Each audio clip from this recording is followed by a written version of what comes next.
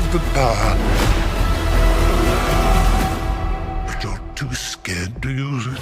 What's up? Welcome back to another video. Today we're going to be discussing the new Masters of the Universe trailer and Skeletor's official new voice, as you heard in the beginning of this video. So let's get right on to it. So, okay, coming from a Masters of the Universe fan and a He-Man fan, I have excitement for this film. Not a lot of people do. General audience doesn't really know. A lot of my friends don't really know who or what the Masters of the Universe are, He-Man, Skeletor, etc. And yes, it is an older property, but it has so many iconic characters. The colors are always vibrant. The characters pop out, especially He-Man, especially the main villain, Skeletor. And one main thing about Skeletor is he's a clumsy villain. He's someone that you wouldn't mind rooting for when the time calls for it, but it's always someone that you know is going to screw up, and He-Man will eventually defeat him. And he always had that cackling character voice that always sounded like SpongeBob-esque, something like that. And that's probably why people gravitated, just like myself, gravitated towards the character.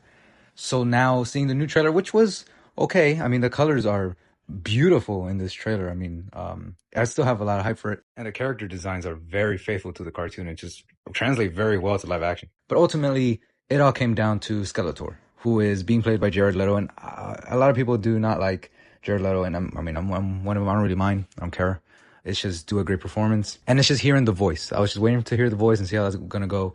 And it was ultimately Jared Leto's voice, just a little deeper, a lot more menacing than what we're really used to with Skeletor. And upon seeing the trailer, I was very let down. It was a kind of a make or break for the character for me. And I'm willing to give it a chance. And the more I hear it, the more and try to think about the situation, I'm like, okay, I get it. For a more modern audience, having a deeper, menacing voice makes sense for the villain, right? I mean, logically, yes. But then again, is it loyal to the source material of comical, clumsy villain like Skeletor? Well, no.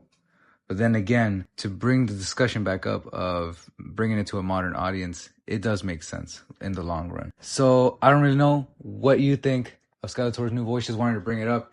I wanted to speak out on just the creative decision, because a lot of it does seem loyal to the cartoon, and a lot of it does seem loyal to the source material. There was also a Netflix animation where Skeletor was played by Mark Hamill, I believe, and it did have that menacing but still squeakier voice. But now moving on to a more deeper voice, I guess that makes sense in the long run, but then again, I will miss hearing that squeak, annoying voice.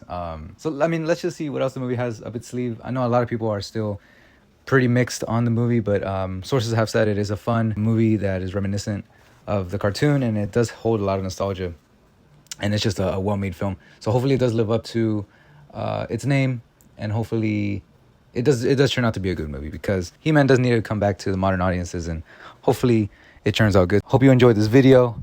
Make sure to hit that like button if you're new to this channel, and subscribe if you enjoy this video and see more content like this. I'll catch you on the next one. Peace.